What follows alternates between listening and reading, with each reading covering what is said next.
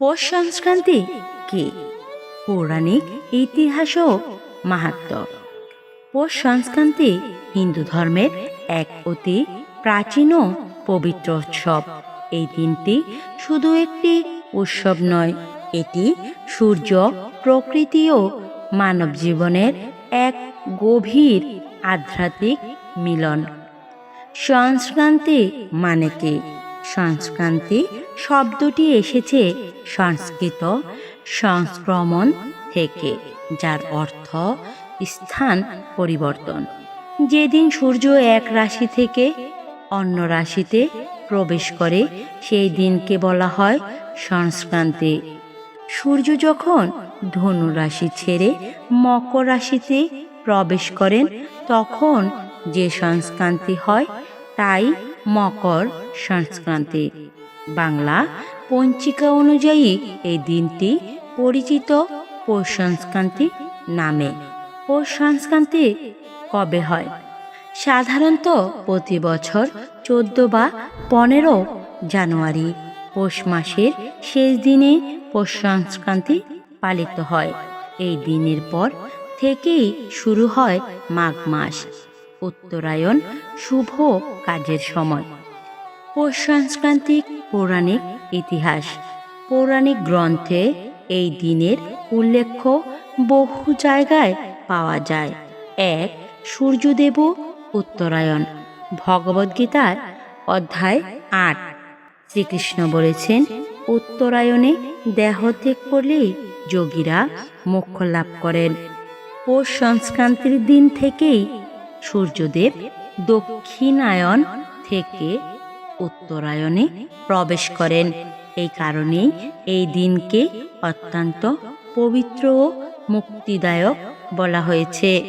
2, ভীষ্ম পিতামহের মহাপ্রস্থান। মহাভারত অনুসারে ভীম পিতামহ ইচ্ছা মৃত্যুর বর পেয়েছিলেন। তিনি যুদ্ধক্ষেত্রে শরশয্যায় পড়ে থেকেও উত্তরায়ণের অপেক্ষা করেন।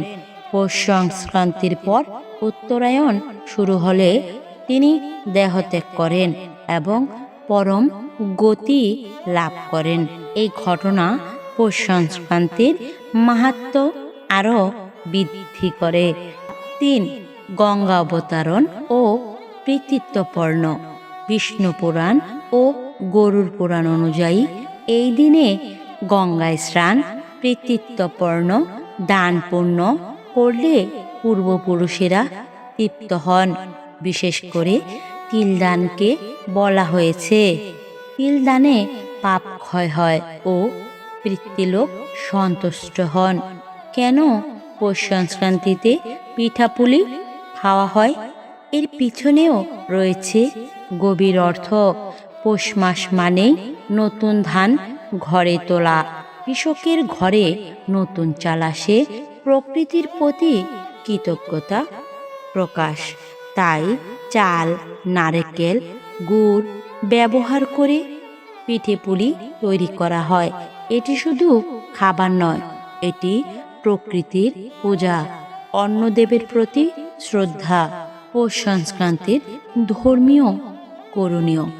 পৌরাণিক মতে এই দিনে ভোরে স্নান, সূর্যকে অগ্রপ্রধান, তিল, গুড়, অন্নদান, গরিব ও ব্রাহ্মণ ভোজন কৃতিত্বপূর্ণ, অত্যন্ত শুভ। কেন পৌষ সংক্রান্তি এত গুরুত্বপূর্ণ? কারণ এই দিনে সূর্যদেব উত্তরমুখী হন। অন্ধকার থেকে আলোর যাত্রা শুরু হয়। দুঃখ থেকে মুক্তির প্রতীক, আধ্যাত্মিক উন্নতির সূচনা। এই দিনটিকে বলা হয় আলো ফিরে আসার দিন। পৌষ সংক্রান্তি শুধু পিঠেপুলি আর উৎসব নয়, এটি সূর্যোপাসনা, কৃষির কৃতজ্ঞতা, পূর্বপুরুষের স্মরণ, মোক্ষের পথের সূচনা।